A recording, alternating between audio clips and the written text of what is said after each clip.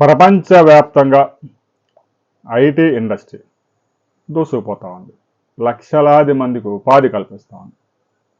ఒక భారతదేశంలోనే దాదాపుగా 62 లక్షల మంది ఐటీ ఉద్యోగులు దేశంలో విదేశాల్లో పనిచేస్తున్నారు. ఒక ఆంధ్రప్రదేశ్ నుంచి 4 లక్షల మంది ఉన్నారు. ఇంతటి భారీగా ఉపాధి అవకాశాలు కల్పిస్తున్న ఐటీ ఇండస్ట్రీలో ముఖ్యంగా కోడింగ్ తర్వాత ఆర్టిఫిషియల్ ఇంటెలిజెన్స్కి మంచి డిమాండ్ వస్తూ ఉంది.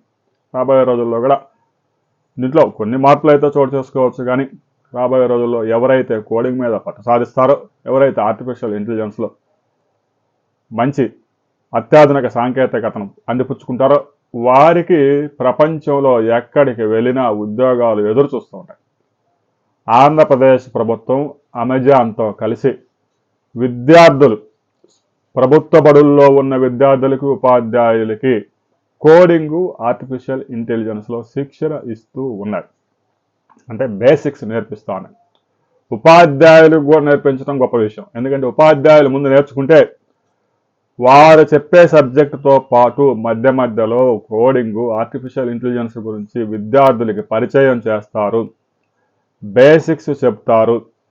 ప్రతి ఇంట్లో మొబైల్ ఫోన్స్ ఉన్నాయి కాబట్టి మొబైల్ ఫోన్స్లో కూడా, ట్యాబుల్లో కూడా, ల్యాప్టాప్లో కూడా అనేక యూట్యూబ్ ఛానల్స్ ద్వారా కూడా ఈ కోడింగ్ నేర్చుకునే సదుపాయం ఉంది. అమెజాన్ తీసుకొచ్చిన ఈ సదుపాయం ఆంధ్రప్రదేశ్ ప్రభుత్వం అందిపుచ్చుకుంది.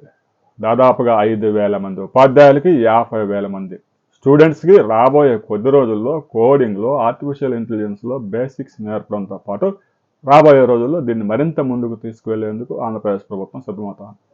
దేశంలో ఏ రాష్ట్రం చేయని విధంగా ఆంధ్రప్రదేశ్లో ఈ కార్యక్రమం జరుగుతూ ఉంది. దీని మీద మీ అభిప్రాయాలు తెలియజేయండి. కోడింగ్లో పట్టు సాధిస్తే ఉద్యోగం వస్తుందా లేదా అనేది కూడా కామెంట్ చేయండి.